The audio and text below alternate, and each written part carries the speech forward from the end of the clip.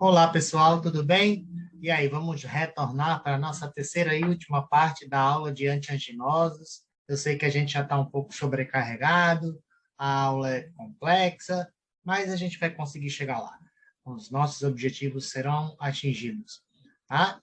Agora a gente vai falar sobre uma classe de fármacos bastante conhecida, que é a classe de fármacos dos beta-bloqueadores, né? Nossa Senhora, esses fármacos são utilizados praticamente para todos os tipos de doenças cardiovasculares, né? Inclusive até para as arritmias cardíacas, que são, né, particularmente falando, as arritmias cardíacas, na minha opinião, elas são as doenças cardiovasculares mais complicadas de serem tratadas, porque quando você mexe com o canal, com o efluxo de íons e tudo mais, com eletrofisiologia cardíaca, isso, nossa senhora, isso já se intensifica de uma forma que para você reverter uma situação fisiopatológica é complicado. Mas vamos lá.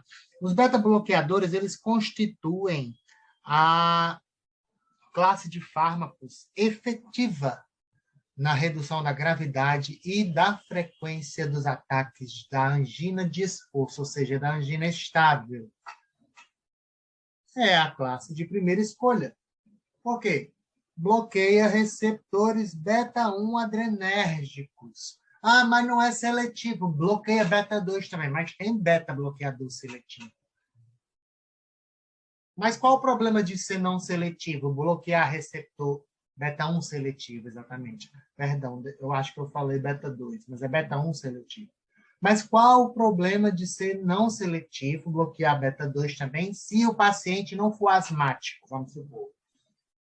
Porque se o paciente for asmático, fizer uso de um beta-bloqueador não seletivo, que bloqueia beta-1, beta-2, beta-3, paciente asmático com doença obstrutiva crônica, ou seja, DPOC, pulmonar, né? Obstrutiva crônica. Esses pacientes eles não podem fazer uso desse fármaco, porque o fármaco ele vai bloquear o beta-1 do coração, melhorando a angina, mas também vai causar broncoconstricção nesse paciente. Então, o ideal é que esse tipo de fármaco seja seletivo para o receptor beta-1, mas vamos falar deles em particular, tá? Eles aumentam, olha só, sempre, gente, lembrar, mais importante de tudo, paciente que tem angina está sob um risco muito alto de desenvolver infarto. E o paciente que tem angina e desenvolve infarto e sobrevive ao infarto, se faz uso do beta-bloqueador, existem estudos clínicos que comprovam de forma robusta, né, com evidências robustas, e os beta-bloqueadores eles aumentam a sobrevida desses pacientes que já infartaram e que continuam, lógico, com um quadro clínico anginoso e agora mais debilitado ainda por conta de uma área do coração fibrosada devido ao infarto. Tá? Como eu já falei, são os fármacos de primeira escolha na angina estável. Gente, olha, vamos só. Lembrem daquela figura da primeira parte da aula, onde a gente viu a evolução fisiopatológica da obstrução das artérias coronárias. E é justamente essa evolução que vai determinar se a angina ela é estável ou é instável, o grau de obstrução do vaso. Porque a angina variante, a gente já sabe que ocorre por claudicação, ou seja, por contração, por vasoespasmo, né? Então, os beta-bloqueadores, eles têm essa eficácia basicamente atribuída, como eu falei para vocês, pelo bloqueio desses receptores e, consequentemente, se bloqueia o receptor beta-1, o que é que vai acontecer? O inotropismo cardíaco vai reduzir. Se reduz a força de contração, reduz o trabalho cardíaco. E aí reduz a demanda de oxigênio. Não são úteis no tratamento da angina variante, aquela terceira angina de Prince Metal, que eu falei para vocês. Por quê? Porque o beta-bloqueador, nesse tipo de caso, ele bloqueia o receptor beta-1 do coração, né? do miocárdio, do cardiomiócito, da célula do coração, mas não age sobre a artéria coronária, que é quem está sofrendo o processo fisiopatológico na angina prismetal ovariante. Então, o beta-bloqueador ele não vai trazer, como é que eu posso dizer, eficácia quando administrado no paciente que tem angina variante. Inclusive, ele pode até agravar a angina variante.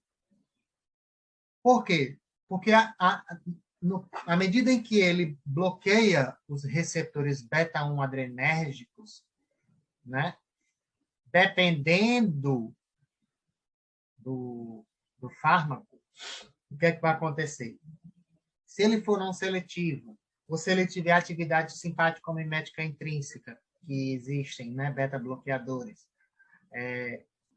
se forem administrados isoladamente, dependendo da geração, né, porque existem beta-bloqueadores de primeira, de segunda e de terceira geração.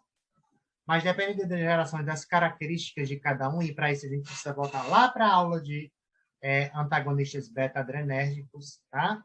Para lembrar dessa parte, que é bastante importante, tá? Desculpem.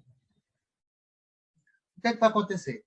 Esses beta-bloqueadores, eles simplesmente, dependendo do fármaco, se administrados isoladamente, eles podem agravar a angina, porque bloqueando beta-1 do coração, podem bloquear beta-2 vascular sistêmico, aumentando o barorreflexo, aumentando a atividade simpática, aumentando a contração, que é o que a gente quer diminuir no paciente que está com angina variante prismetal, que ocorre exatamente por conta de uma contração exacerbada das artérias coronárias. Né? O beta-bloqueador, ele pode, como é que eu posso dizer, ter atividade simpático-mimética intrínseca também. Bloquear o receptor beta-1, mas ativar o receptor alfa-1, vamos supor. E o receptor alfa-1 expresso na artéria coronária, se for ativado, meu Deus do céu, alfa-1 ativado numa artéria coronária, o alfa-1 é um receptor acoplado à proteína G, é um GPCR. E é acoplado à proteína GQ/11, que vai fazer com que haja aumento de cálcio. Nessas células, eles vão induzir, esse que tem atividade simpático-mimética intrínseca, como agonista alfa-1, por exemplo, vai aumentar mais ainda a contração. Então, não são úteis no tratamento da angina variante, tá, gente? Tá? Angina variante, a gente já sabe que são os bloqueadores dos canais de cálcio, que a gente vai falar daqui a pouco, principalmente. Caso não respondam, nitrovasodilatadores, que a gente viu na segunda parte da aula. Mas eles têm efeitos benéficos, porque eles reduzem a frequência cardíaca, ou seja, o cronotropismo. Então, eles têm um efeito cronotrópico negativo.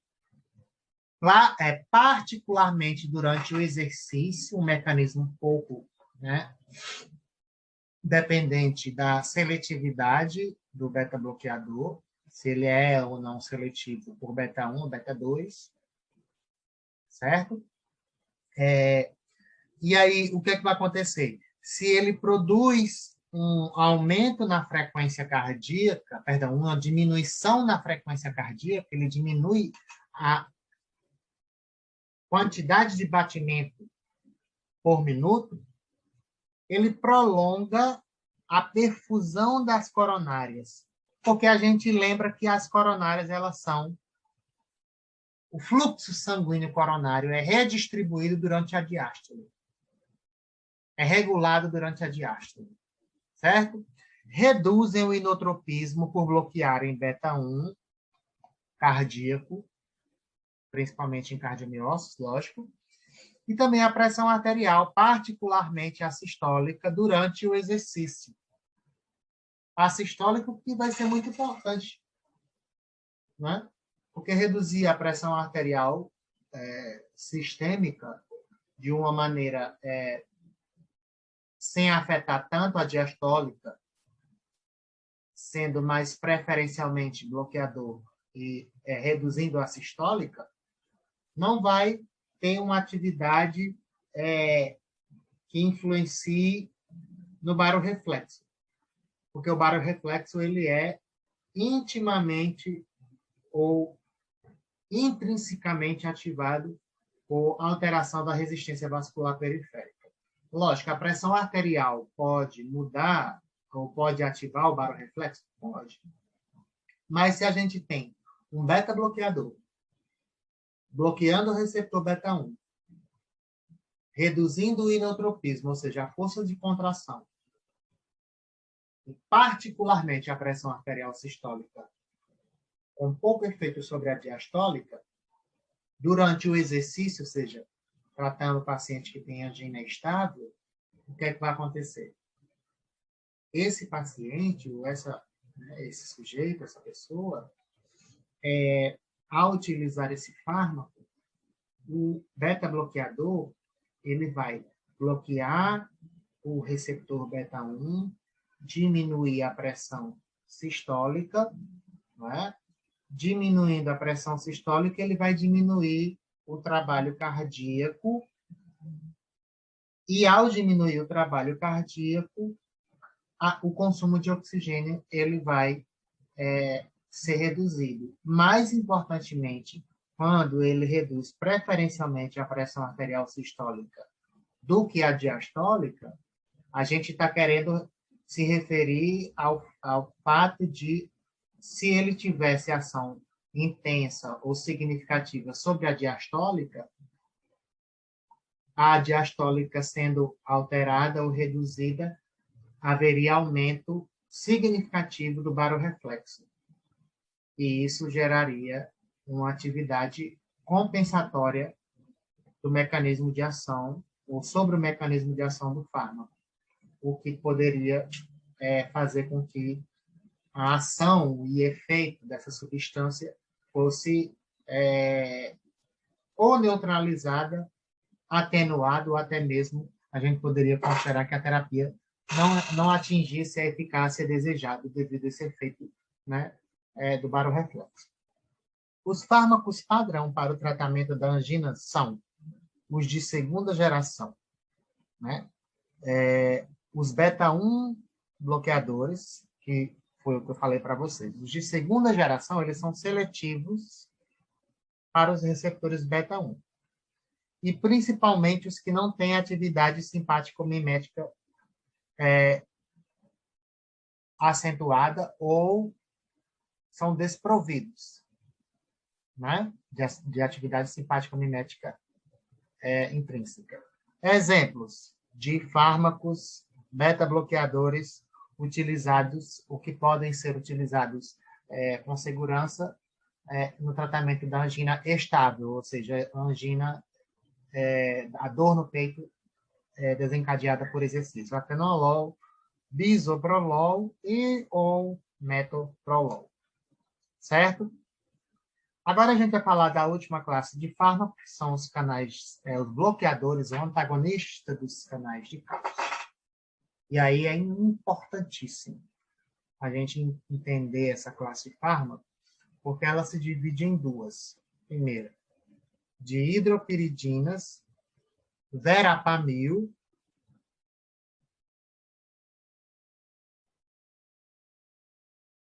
e diltiazem.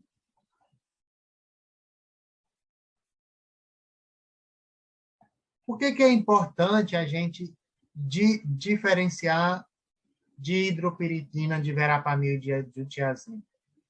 Gente, é muito importante. Muito importante. Licença. Principalmente por conta da cardioseletividade. De hidropiridina, tem uma maior seletividade por canal de cálcio vascular. Verapamil e tiazem têm uma maior preferência por bloquear, ou para o bloqueio, ou por promover o bloqueio de receptores, não, de canais de cálcio cardíacos ou de cardiomiose. Mas todos os representantes ou todos os fármacos promovem seus efeitos quando eles se ligam numa subunidade do canal de cálcio, aqui a membrana, o canal está aqui, e essa subunidade, o cálcio, entra por aqui. Essa subunidade é a subunidade alfa-1, o bloqueador do canal de cálcio prefere se ligar à subunidade alfa-1 desses canais de cálcio sensíveis à voltagem independente. Consequentemente, se eles bloqueiam esse canal, o influxo de cálcio vai ser reduzido.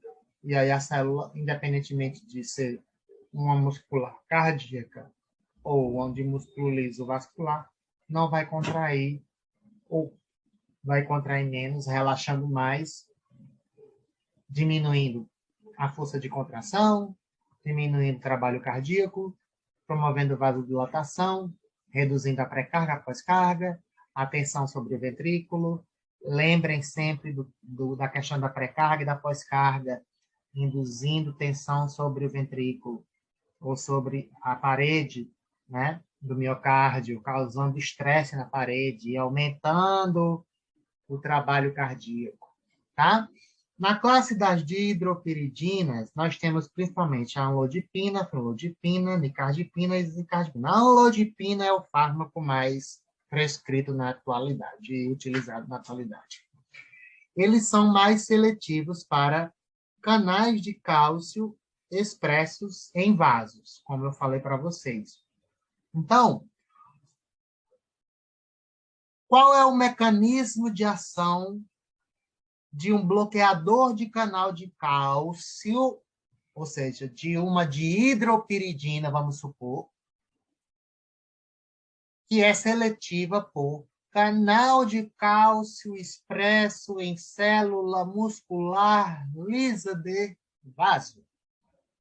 Olha só o canal de cálcio aqui. Ele vai fazer o quê? O bloqueador de canal de cálcio. Olha o menuzinho aqui, ó. Vai bloquear esse canal. Perdão. Tá, mas antes desse canal ser bloqueado, o que é que estava acontecendo? O cálcio estava entrando indiscriminadamente na célula, ou às vezes até mesmo fisiologicamente, só que o paciente está com um desequilíbrio na demanda e suprimento de oxigênio miocárdico. Cálcio em célula muscular lisa. O que é que vai acontecer? Se isso aqui for, por exemplo, uma artéria até mesmo coronariana, ele vai simplesmente induzir a liberação de mais cálcio do retículo sarcoplasmático. Existe um canal chamado de canal de Ryanodina, e esse canal de Ryanodina é sensível ao cálcio. Quando o cálcio citosólico aumenta, esse canal de Ryanodina é ativado. E aí o retículo sarcoplasmático começa a transportar o cálcio para o citosol.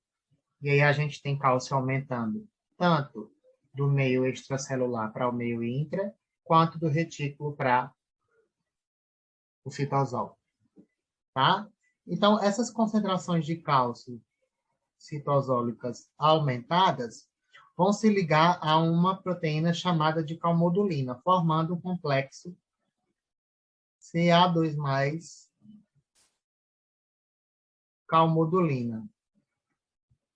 Esse complexo calmodulina ativa uma proteína chamada sinase, a cadeia leve de miosina. E se ela é uma sinase, ela fosforila. Quando ela é ativada pelo complexo cálcio com a modulina, ela é ativada. Ela, em sua forma ativa, ela simplesmente, por ser uma sinase, vai fosforilar, né, a cadeia leve de miosina e ela simplesmente vai conseguir interagir com os filamentos de actina e vai haver contração. Só que a gente está administrando nesse paciente um bloqueador de canal de cálcio. Bloqueou todo esse mecanismo, acabou. Isso no músculo isovascular, tá, gente?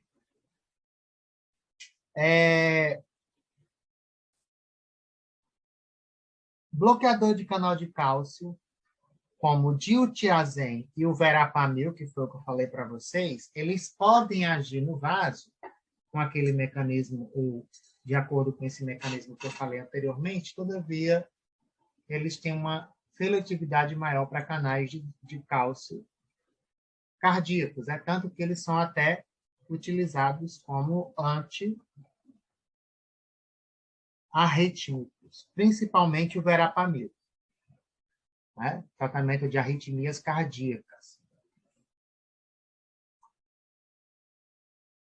Tá?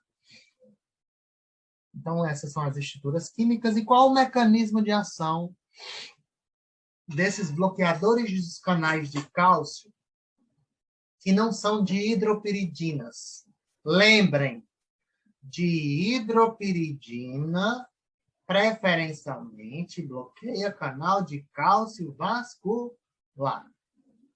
Tá?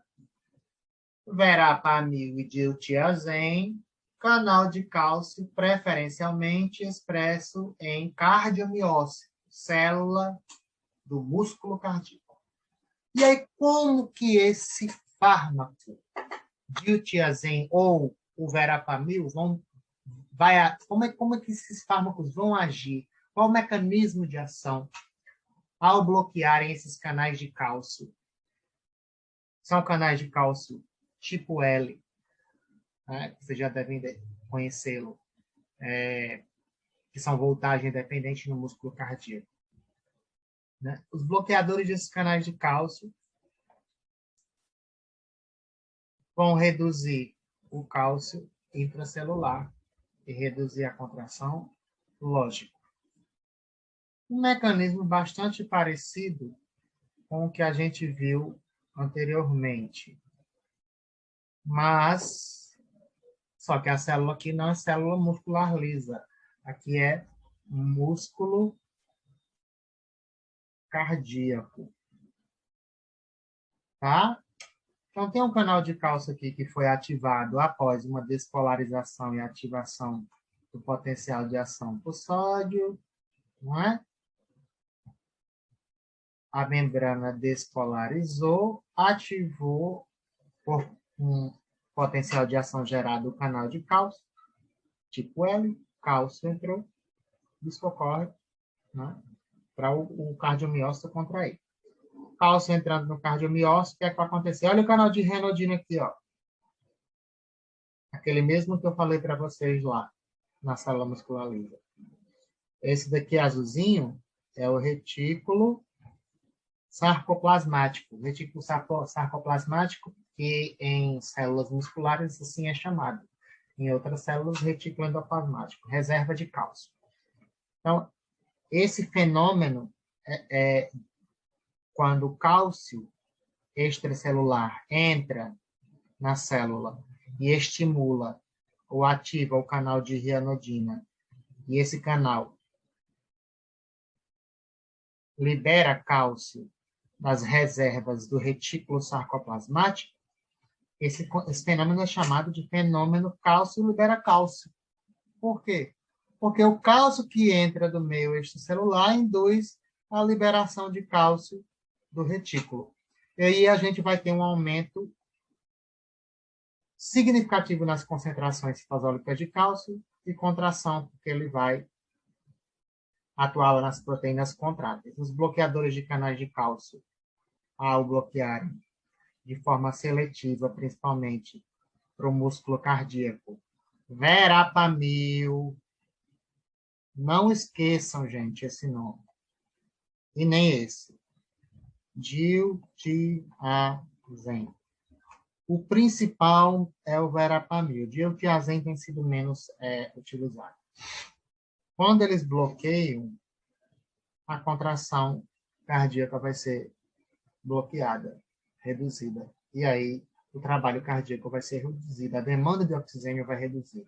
E isso vai equilibrar a demanda com o suprimento, fazendo com que os episódios ou com que a oferta e o consumo, né, sejam normalizados. É justamente o que esse slide está falando. Esses são os efeitos farmacológicos dos bloqueadores de canais de cálcio.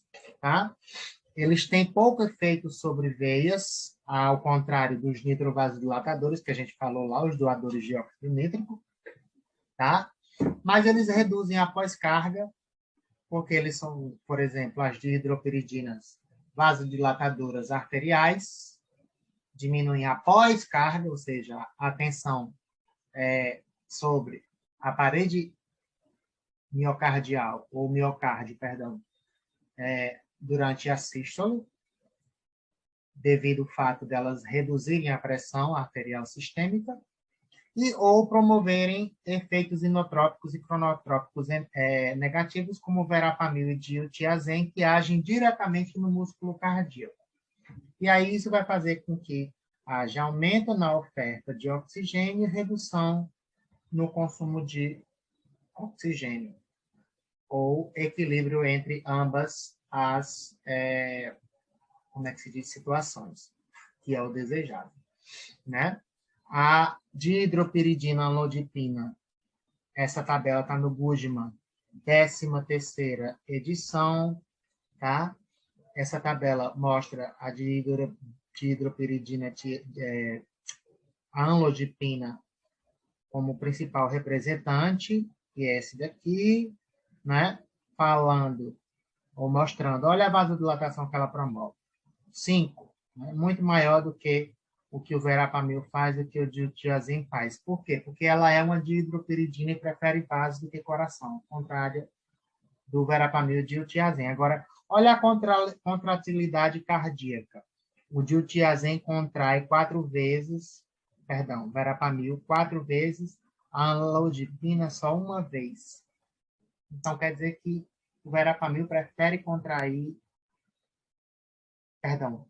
bloquear a contração do músculo cardíaco do que bloquear a contração do músculo liso, ao contrário da amlodipina, que é uma dihidropiridina que prefere bloquear a contração do músculo liso do que bloquear a contração do músculo, como é que eu posso dizer, cardíaco. Aqui a gente está falando sobre, essa tabela, perdão, está mostrando a ação sobre a atividade do nosso sino atrial, e aí o verapamil e o diltiazem têm uma atividade muito alta sobre a geração do potencial de ação cardíaco, né, em células marcapasso, ao contrário das dihidropiridinas como a amlodipina. Então, por isso que eles são utilizados como antiarrítmicos, tá? Também utilizados como antiarrítmicos porque têm ação sobre ou reduzem a condução ou a condutibilidade cardíaca, tá? Ao contrário da dihidropiridina, como a amlodipina, que tem zero atividade ou ação sobre a condutibilidade cardíaca.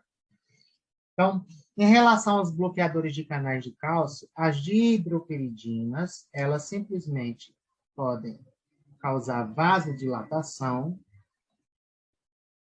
e, ao agirem no coração, elas não agem no coração. Elas não têm uma ação, é uma ação totalmente insignificante. Então, a ação mais significativa das dihidropiridinas é no vaso, ou nos vasos, tá? Principalmente artérias. Elas vão, como efeito adverso, ativar o sistema nervoso autônomo simpático.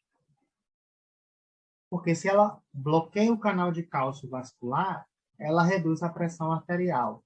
Reduzindo a pressão arterial, ativa o baroreceptor e o baroreflexo, ativação compensatória do sistema nervoso simpático. Isso pode aumentar o débito cardíaco e a frequência cardíaca.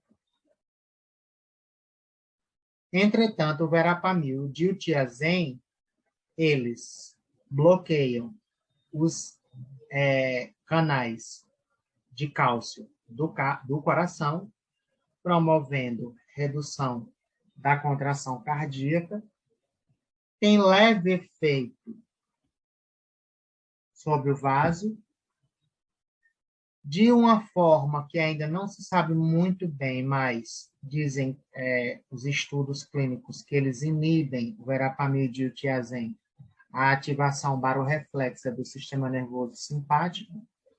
Então, olha como vai ser legal a atividade do verapamil e diltiazem. Eles vão ter um efeito mais seletivo para reduzir o trabalho cardíaco e a redução também no consumo de oxigênio.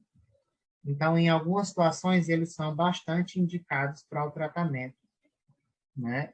Como é que eu posso dizer? Da angina. Mas as dihidropiridinas também são, como, por exemplo, a nifedipina, a amlodipina, né? Cada uma com suas características peculiares, mas nós temos também o verapamil, que tem, como eu falei para vocês, por bloquear canais de cálcio no coração, efeito cronotrópico e inotrópicos negativos. Tem uma certa ação no vaso, mas uma ação baixa, reduz a pressão arterial muito mais por ação no coração do que no vaso. Todavia, o importante de tudo é que quando você faz uso em doses terapêuticas do verapamil, ele não altera a frequência cardíaca, e é isso que é importante. Ele causa supressão do barorreflexo, que eu falei anteriormente. E é isso que é importante. Por quê? Porque se o barorreflexo é ativado, o coração vai contrair mais rapidamente, a frequência vai aumentar e tudo que a gente quer fazer para tratar as crises anginosas vai se dedicar de nada, né? Então, o diltiazem também, né, tem efeito sobre a frequência cardíaca e também sobre a contração mais leve, com efeito do que o diltiazem, e efeitos leves sobre a resistência vascular periférica e a pressão arterial. Sobre o tratamento da angina variante, Pinsmetal, eles são os fármacos que, na angina variante, né, ela provém da redução do fluxo sanguíneo coronariano, consequentemente, há uma, como é que eu posso dizer? A angina variante provém da redução do fluxo sanguíneo coronariano, ou seja, redução do suprimento, né? Redução do suprimento de sangue do coração, consequência da vasodilatação transitória ou vasoconstricção transitória, e não da demanda de oxigênio, do trabalho cardíaco. Então, os bloqueadores de canais de cálcio são eficazes por isso, porque eles bloqueiam canais de cálcio, como é que eu posso dizer, que diminuem ou que impedem que o trabalho cardíaco aumentem. Se o suprimento na angina variante ou Pinsmetal já está aumentado, né, de forma transitória, devido a uma vasodilatação transitória, e você aumenta também, ou você diminui, perdão, o trabalho cardíaco, aumentando ou diminuindo a demanda, perdão, você diminui a demanda com o suprimento aumentado na angina variante, você equilibra aquela balança entre a demanda e o oxigênio. Então, o bloqueador de canal de cálcio na angina variante ou Pinsmetal, eles são eficazes em cerca de 90% dos pacientes e eles são os fármacos de primeira escolha para tratar esse tipo de angina. eles também podem ser associados a nitrovasodilatadores, quando o paciente não responde de maneira desejável. Na angina estável, os bloqueadores de canais de cálcio, eles são de segunda escolha, quando a terapia com beta-bloqueadores que a gente viu, que são de primeira escolha, não for benéfica o suficiente. E aí a combinação de dihidropiridinas com beta-bloqueadores demonstra ser mais eficaz de qualquer um desses fármacos administrados isoladamente, porque isso vai fazer com que o reflexo simpático induzido pela dihidropiridina, que a gente falou anteriormente, seja atenuado pelo beta-bloqueador, né? Coisa que não vai acontecer quando você associar o beta-bloqueador com o verapamil ou diltiazem. Mas se você utilizar uma dihidropiridina com beta-bloqueador, o efeito da dihidropiridina sobre o baroreflexo vai ser vai ser atenuado pelo fato do beta-bloqueador estar impedindo do baroreflexo, mesmo aumentando a liberação de noradrenalina lá na região cardíaca, a noradrenalina não vai conseguir ativar o receptor beta-1, porque o beta-bloqueador estará lá bloqueando o receptor. Então, as dihidropiridinas, elas não retardam a condução no nó atrioventricular, não potencializam os efeitos dromotrópicos negativos, né, que são efeitos eletrofisiológicos, decorrentes do bloqueio de receptores beta. Mas, principalmente, esse efeito aqui, gente, tá? A combinação de dihidropiridinas com beta-bloqueadores. O porquê dessa combinação ser benéfica? Porque o beta-bloqueador suprime o baroreflexo causado pelo beta-bloqueador.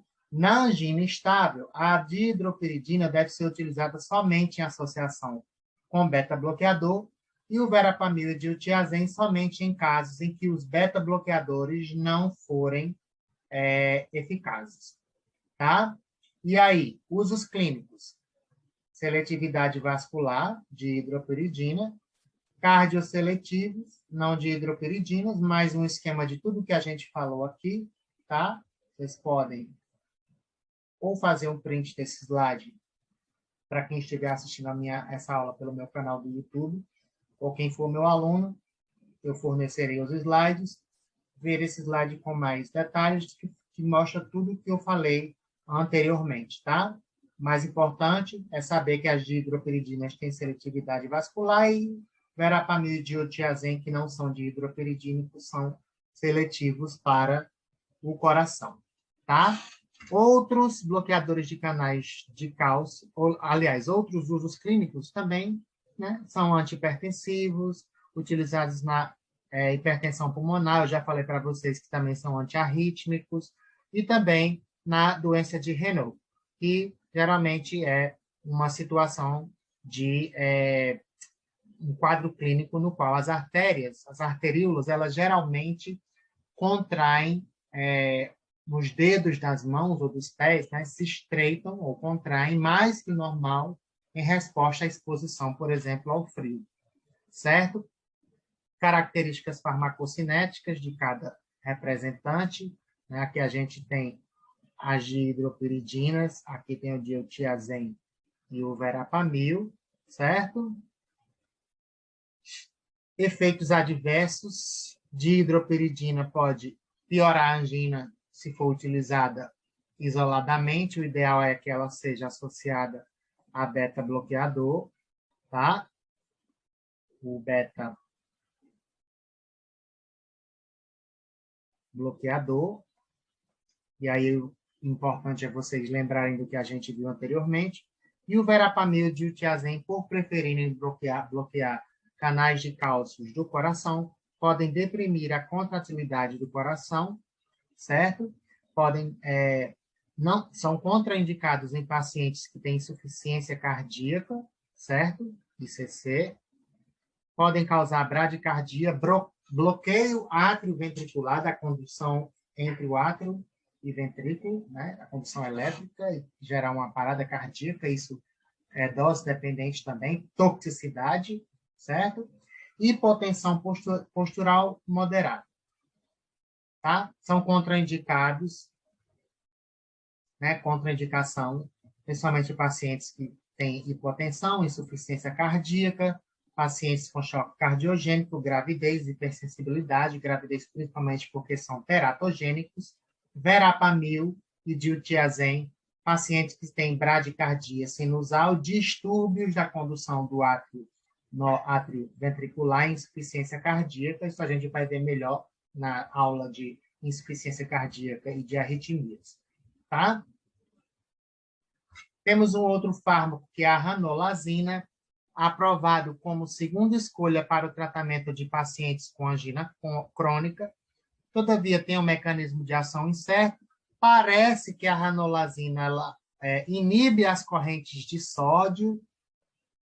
E aí, se você tem inibição das correntes de sódio, o potencial de ação não vai ser gerado, reduzindo a entrada de cálcio, isso reduz a sobrecarga de cálcio no coração. Se reduz o cálcio nos cardiomiócitos, o coração vai contrair menos, contraindo menos, o trabalho cardíaco reduzido, consome menos oxigênio, reduz a demanda, equilibrando com o suprimento, que é o que a gente deseja atingir o paciente com insuficiência coronariana.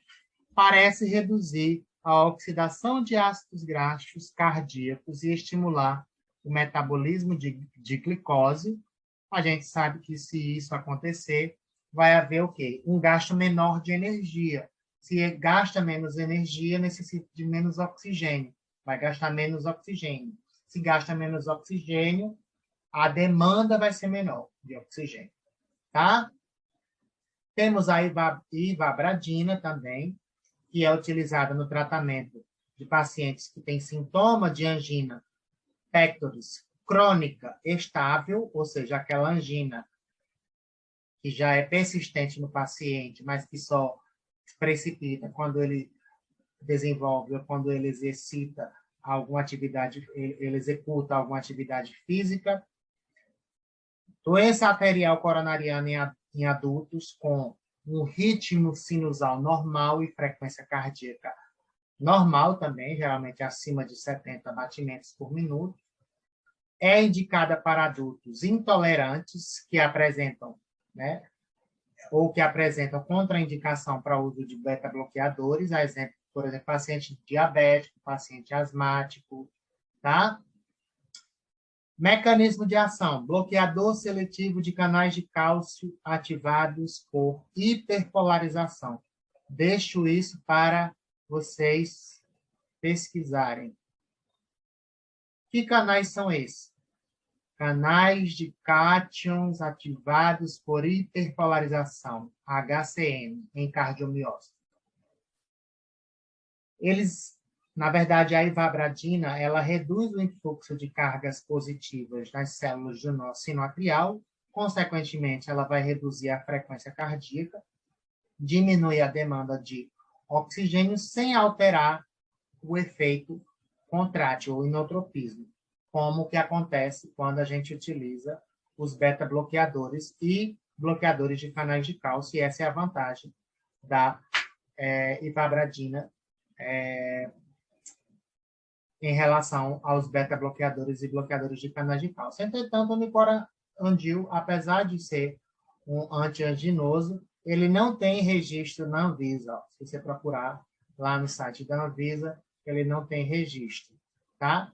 Temos também a trimetazidina, que é uma inibidora da oxidação de ácidos graxos, que vai levar também a um desvio parcial para o metabolismo da glicose, gastando menos O2 para gerar ATP, né? Diminuindo a demanda de oxigênio.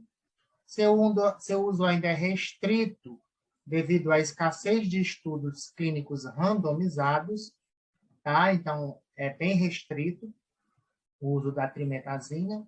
Nós temos aqui essa tabela que é do Goodman, 13ª edição, que mostra, né, o manuseio de pacientes com doença arterial coronariana ou angina estável, né?